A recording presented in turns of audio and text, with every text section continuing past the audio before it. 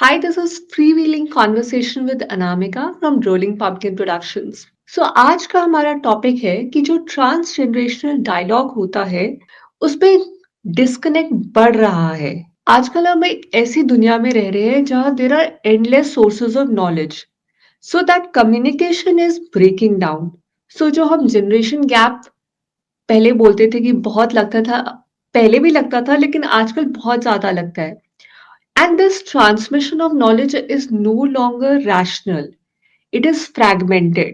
जो सोसाइटी के older and younger generation है, they are struggling to connect. उससे क्या होता है कि डायलॉग्स जो उनके बीच में हो रहे हैं, दे आर फॉलिंग अपार्ट, और जो कॉन्फ्लिक्ट्स रह रही है, they stay unresolved. So join us as we unpack this clash and explore what's driving this divide. आज के हमारे गेस्ट है डॉक्टर राजीव मिश्रा जी, जो कि institute of critical thinking and rationality को चलाते हैं। इन्होंने विशैला वामपंथ बुक भी लिखी है एंड ये लेफ्ट की आइडियोलॉजी को स्टडी भी करते हैं। नमस्ते राजीव जी। नमस्कार। आपको हिंदू नववर्ष की हार्दिक शुभकामनाएं। जी आपको भी और सभी दर्शकों को भी, आपके सभी दर्शकों को भी हिंदू संवत्सर की शुभकामनाएं। हाँ, जैसे मैं अभी बात कर रही थी अपनी इंट्रोडक्शन में कि we are witnessing a breakdown in trans generational dialogue, क्योंकि अभी वो जो ट्रांसमिशन है वो एक रैशनल वो नहीं रहा है, इट्स गेटिंग फ्रैगमेंटेड। और आप तो अपने आप एक institute of critical thinking and rationality ही चला रहे हैं। So why do you think कि हमें इसको पढ़ाने की जरूरत है? Why does it need to be taught? क्या हम ऑटोमेटिकली रैशनल नहीं है? जी यहाँ पर मैं यह बात सामने रखना चाहूंगा कि रैशनैलिटी की पोटेंशियल हम सब में है। रैशनैलिटी हमारे सर्वाइवल के लिए आवश्यक है, लेकिन रैशनैलिटी एक ऐसा कैरेक्टरिस्टिक नहीं है जो इनवॉल्युंटरीली, बिना किसी प्रयास के अपने आप हम प्रयोग करते हैं। हम अपने आप जो प्रयोग करते हैं बिना किसी प्रयास के, हम भावनाओं या इंस्टिंक्ट्स का प्रयोग करते हैं। रैशनैलिटी का प्रयोग करने के लिए प्रयास की आवश्यकता होती है। यह एक वॉलेंटरी फंक्शन है और जो शिक्षा के माध्यम से, संस्कार के माध्यम से, कल्चर के ट्रांसमिशन के माध्यम से हम में डेवलप होता है। मनुष्य में रैशनल होने की कैपेसिटी है, रैशनल होने का पोटेंशियल है, लेकिन मनुष्य ऑटोमेटिक, अपने आप, बिना प्रयास के रैशनल नहीं होता। बट यदि आप बोलते हैं कि हम इंस्टिंक्ट से एक्ट करते हैं या शायद अपने दिल की सुनते हैं और रैशनल नहीं होते हैं, so precisely that's why we are human. हम एआई नहीं है। सो आप क्यों एक्सपेक्ट करते हैं कि हम रैशनली एक्ट करें हमेशा? That is precisely because we are human and we are not animals. क्योंकि हम रैशनल हैं। जो एक एबिलिटी मनुष्य को अन्य पशुओं से अलग करती है वह है हमारे रैशनल होने की एबिलिटी। दूसरे सभी पशु इंस्टिंक्ट से एक्ट करते हैं। आप एनिमल किंगडम को देख लें, हम एनिमल किंगडम के सबसे कमजोर जीव हैं। हम ना तो किसी से शरीर से ताकतवर हैं, ना तो हम किसी से तेज हैं, ना तो हमारे रिफ्लेक्सेस बहुत शार्प हैं, ना तो हम बाघ से लड़के जीत सकते हैं, ना तो हम हिरन से की तरह तेज भाग सकते हैं, ना तो हम बंदर से compete कर सकते हैं पेड़ पर चढ़ के फल तोड़कर लाने में। अगर हमें पेड़ से फल ही तोड़कर खाने होंगे तो हम बंदरों से compete नहीं कर पाएंगे। ना तो हम मछलियों की तरह पानी में तैर सकते हैं, ना तो चिड़िया की तरह हवा में उड़ सकते हैं।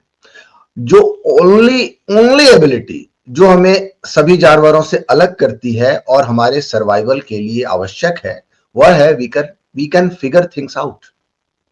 हम अपने आसपास की दुनिया को समझ सकते हैं और उसके अनुरूप व्यवहार करने की क्षमता रखते हैं।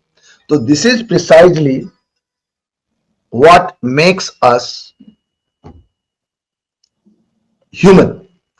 जहां तक एआई का प्रश्न है, एआई हमने क्रिएट किया और हमने अपना यह कैरेक्टरिस्टिक एआई को दिया सो दैट एआई वह कुछ काम एफिशिएंटली कर सके जो हम अदरवाइज करते हैं। हैविंग सेड दैट, यह नहीं है कि हमें इमोशंस फील नहीं करनी है। यह नहीं है कि हमारे पास इमोशंस नहीं होने चाहिए, लेकिन रियलिटी का हमारा गाइड जो है वह हर समय रैशनलिटी होनी चाहिए। हमारा विवेक जो है वही हमें रियलिटी के लिए गाइड करना है। लेकिन जो आप कह रहे हैं उससे आप बहुत सारे लोग जिनको लव एट फर्स्ट साइट हुआ है या जिन्होंने अपनी इंस्टिंक्ट पे काम करके उसको आगे उस काम को ले गए हैं, मेनी पीपल से in their interviews and in their success stories कि I acted on my instinct, I took risk, and many people से I made a choice in my love life based on that feeling. So आप उन सबको धराशायी कर देते हैं, so मतलब कि what is your answer to them? Right. मैं कहूंगा लव एट फर्स्ट साइट होता है। हम्म। अ, मेरा मुझे मेरी पत्नी से जब मेरी पहली मुलाकात हुई थी, I would describe that as love at first sight. Hmm. लेकिन लव एट फर्स्ट साइट के जो रिजल्ट्स हैं हम्म। वे पॉजिटिव होंगे, हुँ, सकारात्मक होंगे, फेवरेबल हुँ, होंगे, कल्याणकारी होंगे। यह सिर्फ चांस की बात है। हुँ, आप अपने आसपास लोगों को निर्णय लेते देखते हैं love at first sight and later on realizing कि उनका निर्णय गलत था, हुँ, एंड तब उनका लव एट फर्स्ट साइट उनके पूरे जीवन भर काम नहीं आता। आप देखें, लोग कहते हैं लव मैरिजेस अधिक टूटते हैं। मैं इसके डीपर एंड पर मैं नहीं जाना चाहता कि अरेंज्ड मैरिज क्यों नहीं टूटते, लेकिन बहुत सारे लोग यह कहते हैं कि उन्होंने इंस्टिंक्ट पर काम किया और उनके निर्णय गलत हुए। इंस्टिंक्ट पर काम करके आपके निर्णय सही भी हो सकते हैं, आपके निर्णय गलत भी हो सकते हैं, और आप वही स्टोरीज प्रेफरेंशियली सुनते हैं जो इंस्टिंक्ट पर काम करके बाई चांस सही हुए। हो सकता है आपके इंस्टिंक्ट सही हो और हुँ, आप वो स्टोरीज सुनते हैं, आप एक सक्सेस स्टोरीज सुनते हैं। एक सर्वाइवरशिप बायस है। जो बिजनेसेस इंस्टिंक्ट पर शुरू होते हैं और फेल हो जाते हैं, उनकी कोई नहीं सुनता। पर जो सक्सेस बिजनेसेस इंस्टिंक्ट पर शुरू होते हैं और हुँ, सक्सेसफुल होते हैं, आप उनकी हुँ, सुनते हैं। ऑन द अदर हैंड, जो लोग इंस्टिंक्ट पर अपना बिजनेस शुरू भी करते हैं, उनको उनकी रैशनैलिटी गाइड कर रही होती है, और सौभाग्य से उनके असेसमेंट ऑफ रियलिटी में और उनके इंस्टिंक्ट में कोई कन्फ्लिक्ट नहीं होता। तो आपके इमोशंस वैलिड हैं as long as they are in sync with reality. We all have uh, an obligation to abide to reality. अब मान लें आपको किसी व्यक्ति से प्यार हो जाता है और वह व्यक्ति, जैसा कि आप बाद में रियलाइज करते हैं, अच्छा व्यक्ति नहीं था, या उसमें वे क्वालिटीज नहीं थे जो आप अपने लव्ड वन में चाहते हैं। वह एक्चुअली उतना केयरिंग नहीं है जितना आपने सोचा था कि वह होगा, या वह हुँ, सचमुच में उसके पास वो जेन्युइन इमोशंस नहीं है जो आपने सोचा था कि हो। लेकिन एट दैट मोमेंट आपकी विशफुल थिंकिंग ने हुँ, आपको प्रेरित किया कि आप मान लेते हैं कि वह व्यक्ति उतना अच्छा है। हुँ, तो आपने क्या किया? एक आर्टिफिशियल रियलिटी क्रिएट की जो एक्चुअल रियलिटी से मैच नहीं करती। तो आपकी हुँ, भावनाएं जो हैं, जिस व्यक्ति के लिए या व्यक्ति के जिन गुणों के प्रति प्रेरित थी या डायरेक्टेड थी, से आकर्षित थे आप, वह अगर हुँ, रियलिटी नहीं है तो आपको इसका परिणाम भुगतना होगा। तो लव एट फर्स्ट साइट के परिणाम अक्सर अक्सर गलत निकलते हैं अगर उनके साथ आपका रैशनल जजमेंट मैच नहीं करता। बहुत सारे हुँ, लोग रैशनल जजमेंट को किनारे करके, मुझे मालूम था कि उनमें यह बातें हैं, लेकिन मुझे पता था कि मैं इसे ओवरकम, मुझे लगा कि मैं इसे ओवरकम कर लूंगा या कर लूंगी। हुँ, इस तरह के जो जजमेंट हैं, जहां आप रियलिटी को इग्नोर करते हैं और सिर्फ इंस्टिंक्ट पर चलते हैं, तो हुँ, वहां आप धोखा खाते हैं और आपके परिणाम गलत होते हैं। और तब यहां या तो उनकी कोई बात नहीं करता, या लोग पूरे प्रोसेस को, लव मैरिजेस को, जैसे कि आपने जो उदाहरण दिया, लव मैरिजेस को ही कहते हैं कि यह गलत है या पूरा प्रोसेस ही गलत है। पूरा प्रोसेस गलत नहीं है, हुँ, आपके निर्णय रियलिटी से कोइंसाइड नहीं कर रहे थे और आपने इस निर्णय के प्रोसेस में अपनी रैशनैलिटी का प्रयोग नहीं किया। यह समस्या है। बट ये चीज हम एक्सपीरियंस से ही सीख पाएंगे कि रियलिटी को किस तरह से परसीव करना और वेरियस फैक्टर्स को हम कितनी वेटेज दें। ये एक्सपीरियंस से ही आएगी। I don't think there is any substitute for that. आप 1, 2, 3 बार गलती करोगे तभी ये बात आएगी। मनुष्य जीवन में गलतियां करता है, लेकिन अगर आपका प्रोसेस सही नहीं है और आप इस पर निर्भर हैं कि बाय चांस एक दिन आपके निर्णय सही होंगे, तो आप गलतियां और गलतियां और गलतियां करते रहोगे। मैंने देखा है, और आप, यह स्टैटिस्टिक्स है कि जिन लोगों के रिलेशनशिप्स फेल्योर होते हैं उनके अगले रिलेशनशिप भी फेल्योर होते हैं, और अगले रिलेशनशिप भी फेल्योर होते हैं। जो मैरिजेस टूटते हैं उनके सेकंड मैरिजेस भी टूटते हैं और थर्ड मैरिजेस भी टूटते हैं। फर्स्ट मैरिजेस के टूटने का रेट वेस्टर्न वर्ल्ड में 50% है और सेकंड मैरिज के टूटने का रेट 90% है। रियली? तो क्यों? जी हाँ, क्यों? सेकंड मैरिजेस के बीच में उनके टूटने का रेट 90% है, क्योंकि व्यक्ति ने जो निर्णय लिए उनके निर्णय लेने का प्रोसेस को करेक्ट नहीं किया। तो एक्सपीरियंस से सीखना रैशनैलिटी का काम है। एक्सपीरियंस से आप कैसे सीखते हैं? Experience gives you more data and you analyse that data and you use that data to make a rational decision. But if you are not making a rational decision in the first place, if you have not developed that ability in the first place, तो आप वही गलतियां करते रहेंगे और करते रहेंगे। तो यहां पर इंपॉर्टेंट बात यह है कि अनुभव से आप तभी सीख सकते हैं जब आप अपने अनुभव को रैशनैलिटी के धरातल पर ले जाएं, क्योंकि रियलिटी को जानने का रास्ता रैशनैलिटी है। मनुष्य को रियलिटी को समझने के लिए रैशनैलिटी की आवश्यकता होती है। इंस्टिंक्ट से आप सही हो सकते हैं और सही नहीं भी हो सकते।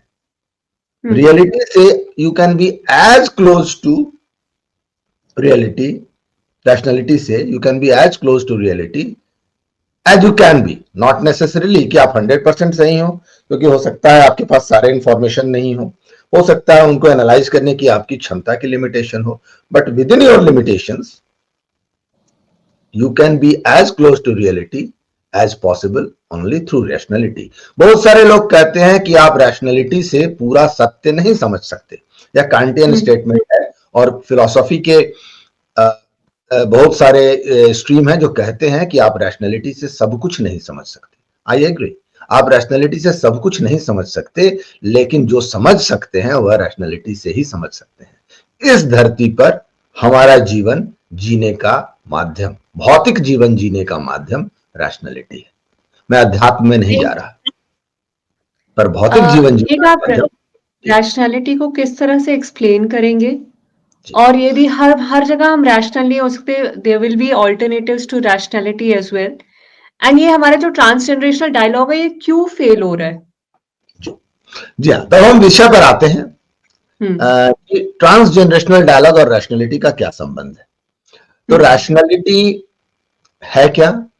तो बहुत सारे लोग रैशनैलिटी और लॉजिक को इंटरचेंजेबली प्रयोग करते हैं। यह एक्यूरेट नहीं है, मैं नहीं कहूंगा यह गलत है। तर्क और विवेक यह इंटरचेंजेबल वर्ड्स नहीं है, अंतर है। तर्क जो है वह विवेक का, रैशनैलिटी का, लॉजिक रैशनैलिटी का एक सबसेट है। तो आपको जो चीजें दिखाई देती हैं, सुनाई देती हैं, जो आप ऑब्जर्व करते हैं, जो नॉलेज आप पाते हैं, फिर आप उसको सिंथेसाइज करते हैं इनटू कॉन्सेप्ट्स, आप उनको समझते हैं। यह एक महत्वपूर्ण स्टेप है, और शिक्षा का काम है कंसेप्ट फॉर्मेशन में हेल्प करना। आप सिर्फ फैक्ट्स याद करते हैं और कंसेप्ट्स नहीं समझते।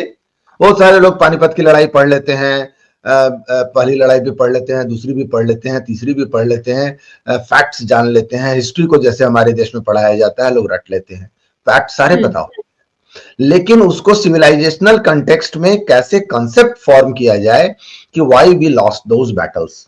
There is a method in the madness, there is a concept behind it, that if we did not have the idea of having a common identity, having a common history, having a common interest, then we kept losing those battles. लेकिन हमारे history के विद्यार्थी history पढ़ते हैं और इस fact को नहीं समझते, तो वे कंसेप्ट फॉर्म नहीं करते हैं, इंफॉर्मेशन लेते हैं। तो रैशनैलिटी का मूल तत्व है इंफॉर्मेशन से कॉन्सेप्ट फॉर्म करना, और लॉजिक का काम है उसको परखना कि मैंने जो कंसेप्ट फॉर्म किया है और जिस कंक्लूजन पर पहुंच रहा हूं वह कंसिस्टेंट है या इनकंसिस्टेंट है। तो लॉजिक का काम लिमिटेड है, लॉजिक का काम सिर्फ आपके निष्कर्षों को अवेलेबल फैक्ट्स के आधार पर परखना है।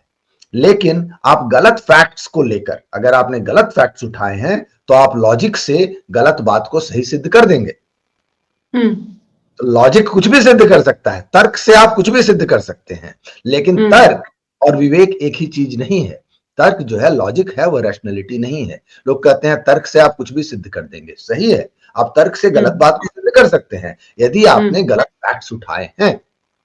यदि आपने फैक्ट्स को परखना और उनके आधार पर कॉन्सेप्ट बनाना सीखा है, तब तर्क काम की चीज है। तो यह पूरा प्रोसेस रैशनैलिटी कहलाता है, और शिक्षा का काम होना चाहिए इस प्रोसेस को डेवलप करना।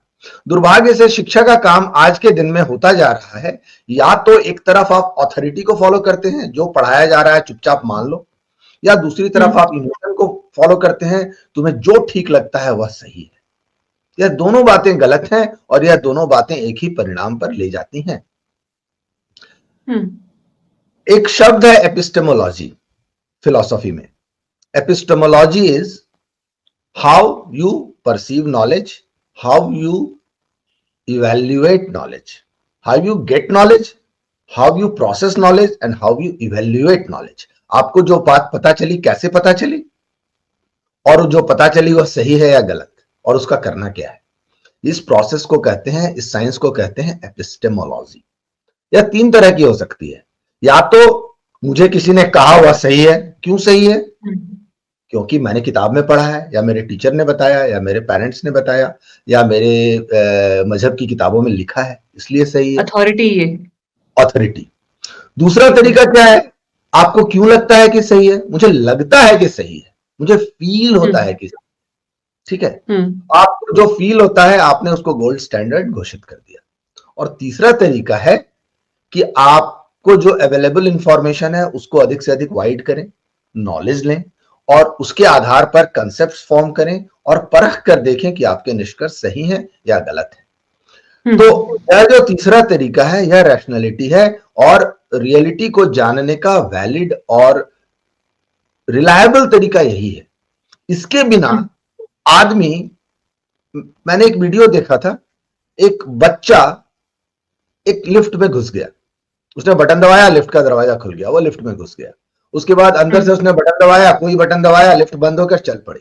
और बच्चे को बहुत मजा आ रहा है, वो खेल रहा है, वो मिरर में देख रहा है, वो ताली बजा रहा है, उसको अच्छा लग रहा है, लिफ्ट चल रही है। अब उसको लिफ्ट से निकलना है। वो एकाएक उसको ध्यान आया, मेरे पेरेंट्स कहाँ हैं, मैं तो अकेला हूं। उसे एंजाइटी शुरू हुई। तो अब वह लिफ्ट को रोकना चाहता है, वो सारे बटन दबा रहा है, और वह नहीं हो रहा जो वह सोचता है कि होना चाहिए, वह नहीं हो रहा। अब वो पैनिक करना शुरू करता है। तब तक उसके पेरेंट्स आके उसको रेस्क्यू कर लेते हैं।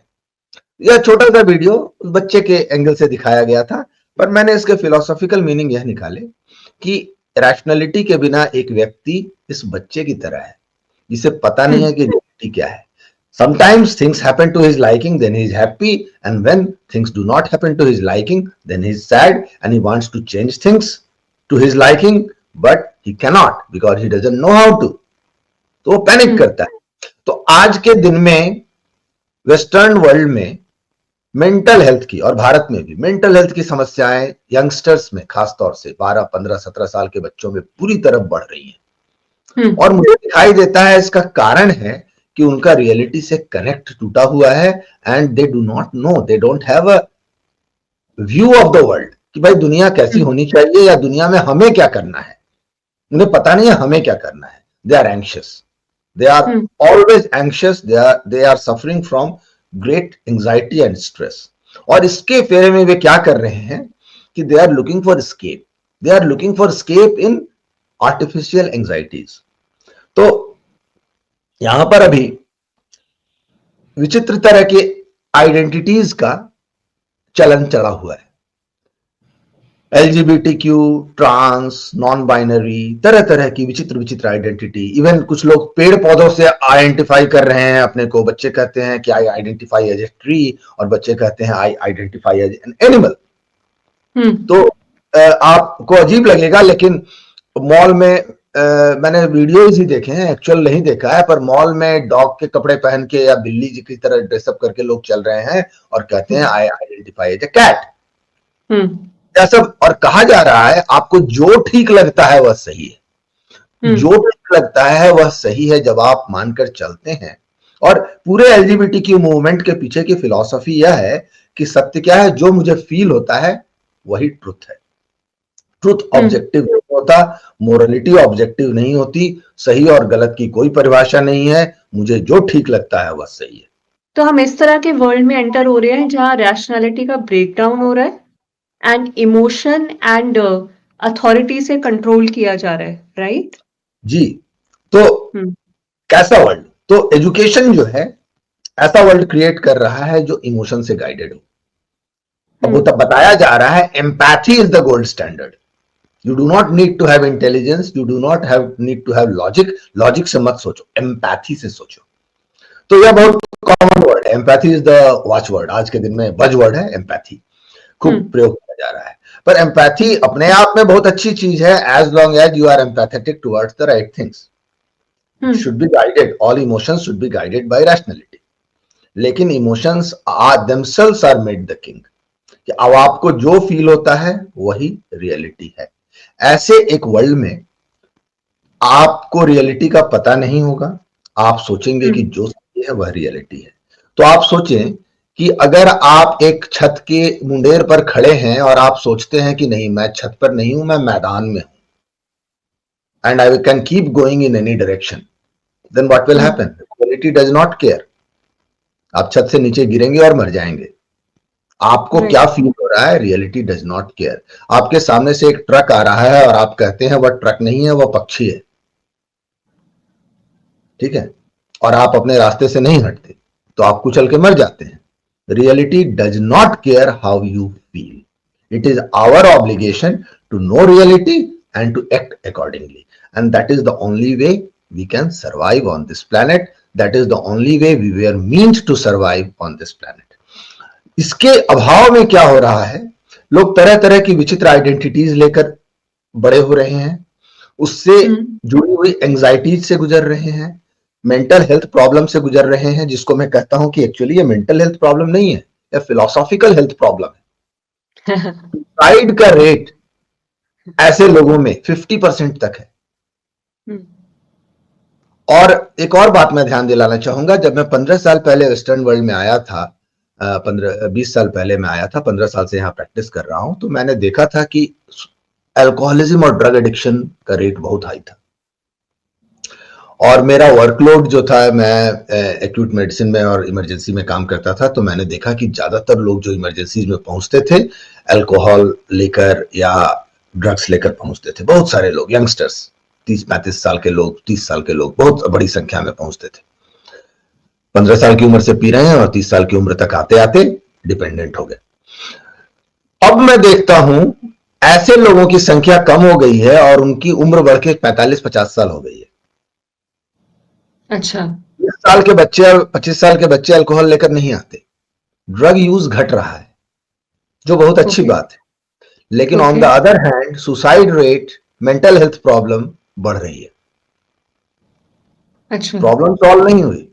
जो लोग पहले ड्रग्स एंड अल्कोहल लेते थे, जो सब पॉपुलेशन, ये वे लोग थे जो रियलिटी से डील नहीं कर पाते थे, उन्हें पता नहीं था लाइफ में क्या करना है, दुनिया कैसी है और उसमें मुझे कैसे बिहेव करना है।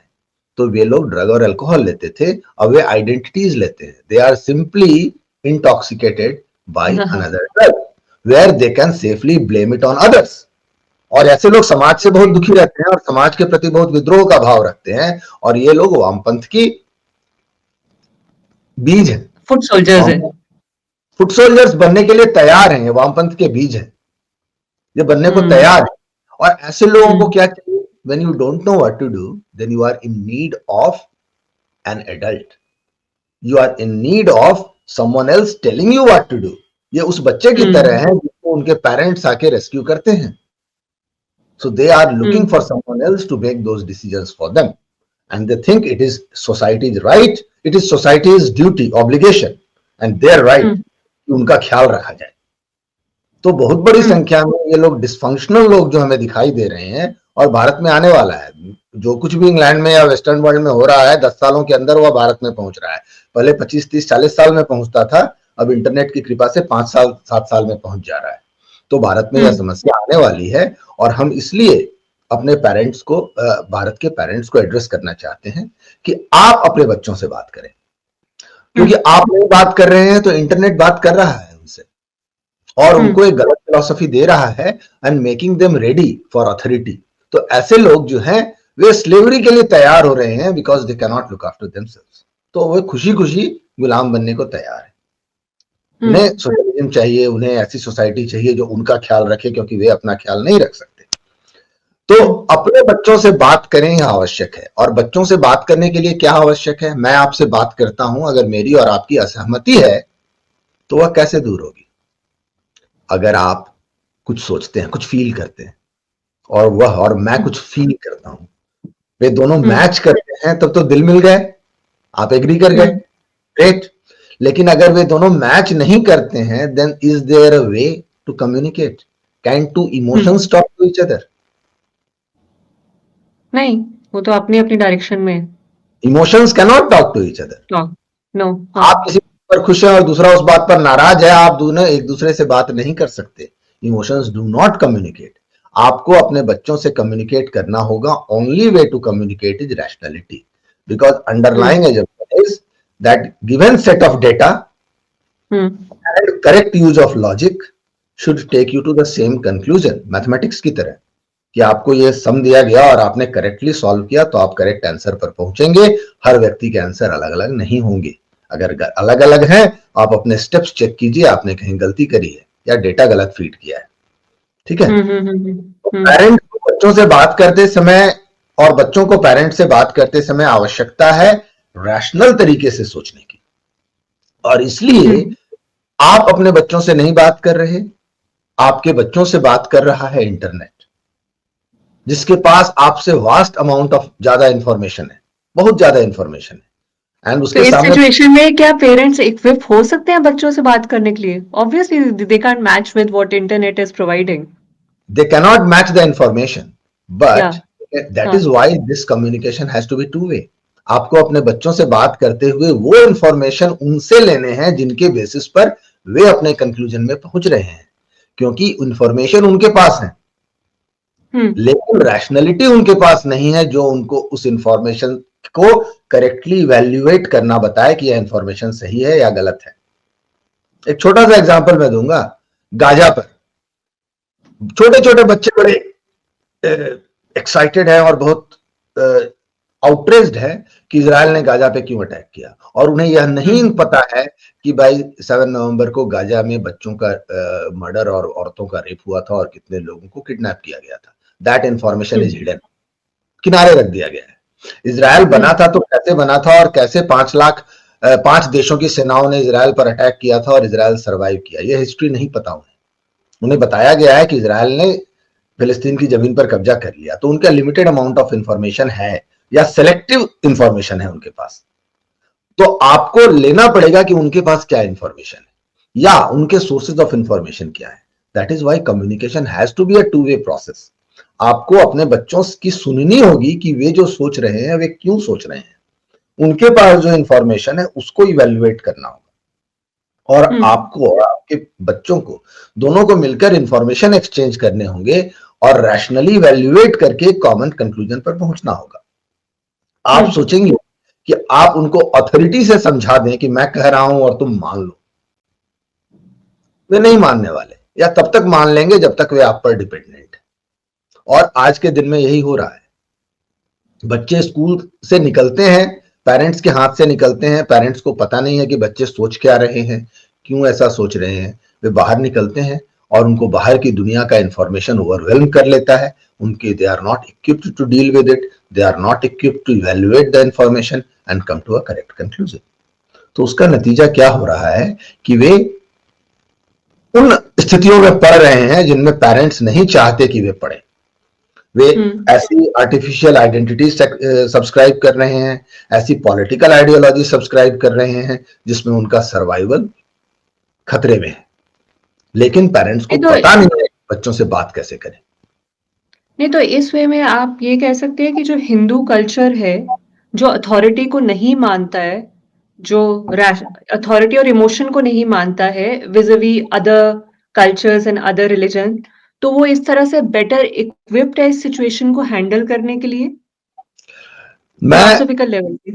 फिलोसॉफिकल लेवल पर मैं कहूंगा कि हिंदू बच्चे इस बात को नहीं जानेंगे क्योंकि उनके पास इंफॉर्मेशन नहीं है। तो अक्सर बच्चे क्या सोचते हैं, जैसे इस्लाम है, क्रिश्चियनिटी है, वैसे हिंदुइज्म है। बहुत फंडामेंटल फिलोसॉफिकल अंतर है कि हिंदू फिलोसॉफी जो है, it is not about authority. आपको कहा जा रहा है इसलिए मान लो, ऐसा ट्रेडिशन नहीं है। नहीं, कृष्ण को 18 अध्याय लग गए अर्जुन को समझाने में कि युद्ध करो। यानी कि मैं भगवान हूं, मैं कह रहा हूं तुम मेरी बात मानो। नहीं हुआ। उसने प्रश्न किया, प्रति प्रश्न किया, प्रति प्रश्न किया। 7 साल का बच्चा नचिकेता धर्मराज के दरवाजे पर गया और प्रश्न पूछता रहा और धर्मराज उत्तर देते रहे। तो यह जो ट्रेडिशन है, फिलोसॉफिकल ट्रेडिशन है, communication of knowledge with rationality. आपको सिर्फ ज्ञान नहीं देना है, आपको उसके पीछे के कारण बताने हैं और प्रश्नों के उत्तर देने हैं। यह जो फिलोसॉफिकल ट्रेडिशन है, यह रैशनैलिटी के क्लोजेस्ट है। इसके अंदर भी स्ट्रीम्स हैं जहां पर लोग भावनाओं को प्राथमिकता देते हैं, ऐसे भी स्ट्रीम है।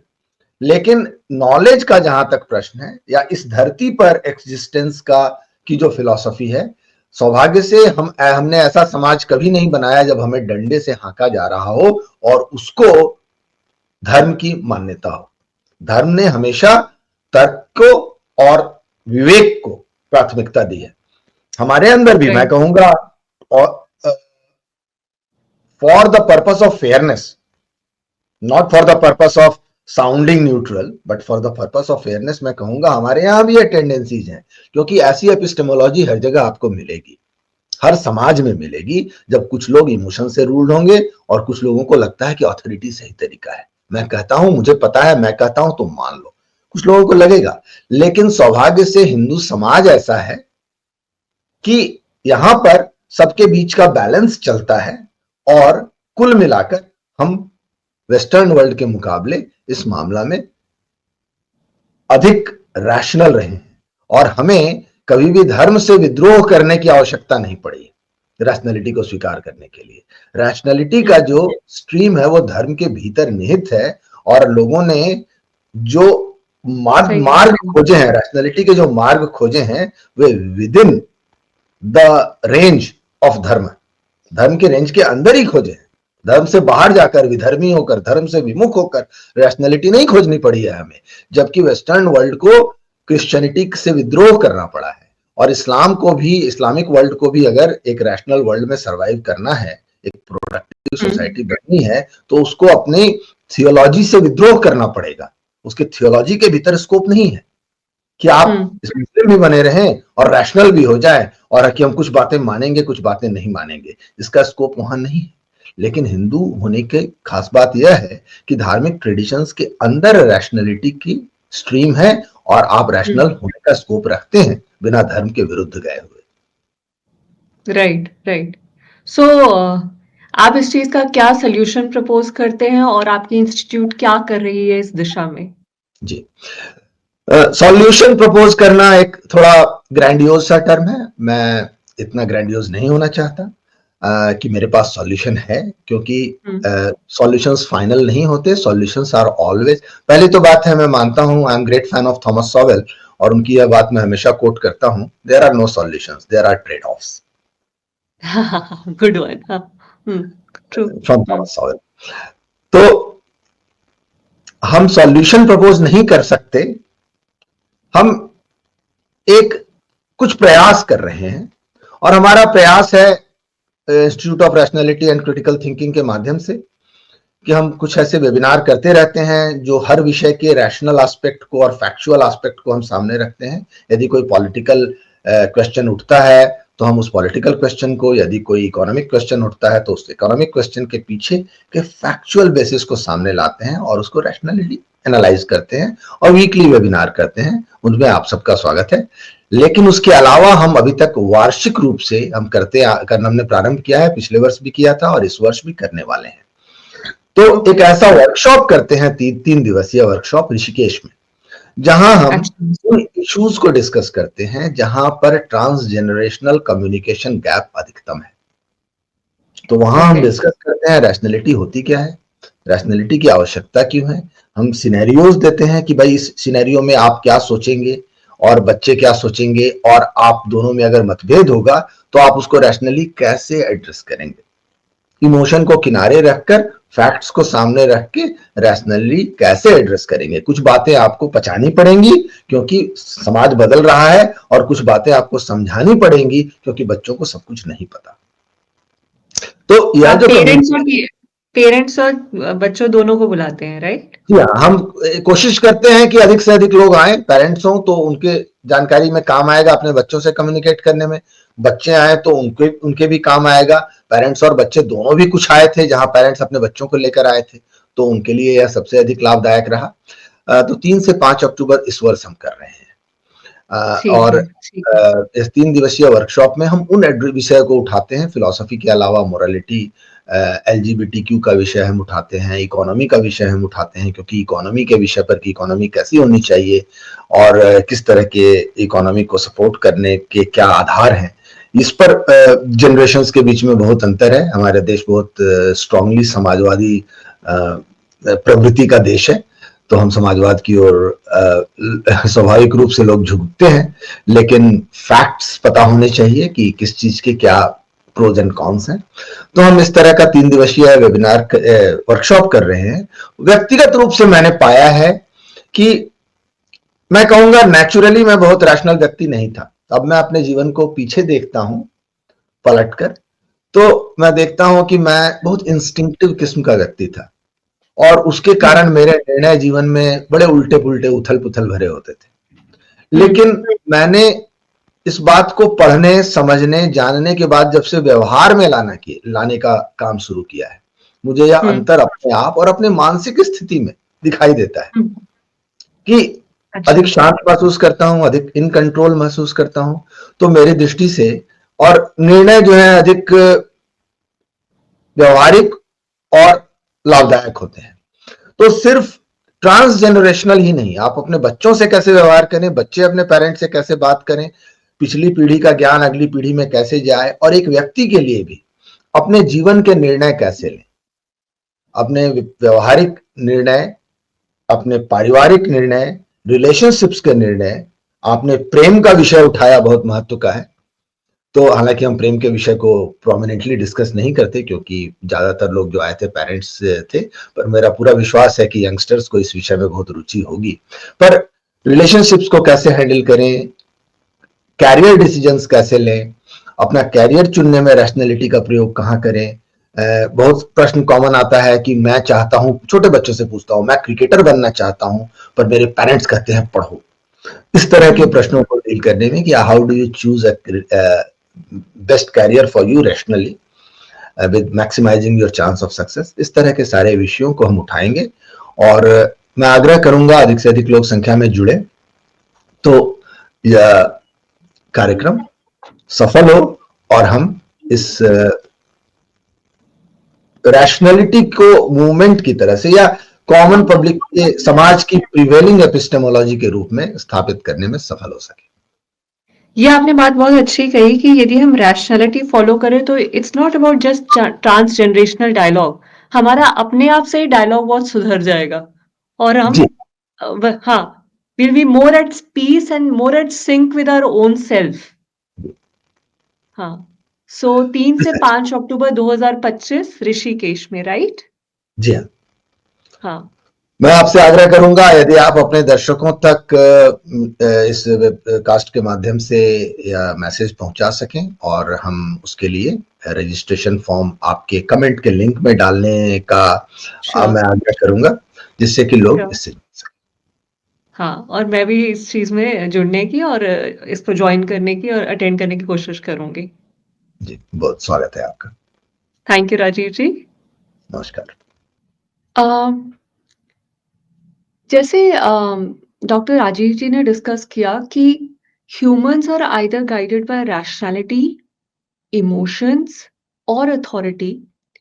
तो उसी से एक बुक के बारे में स्ट्राइक हुआ मुझे, जिसका नाम है लियोनार्ड पीकॉफ की टीचिंग जर्नी टू थिंक।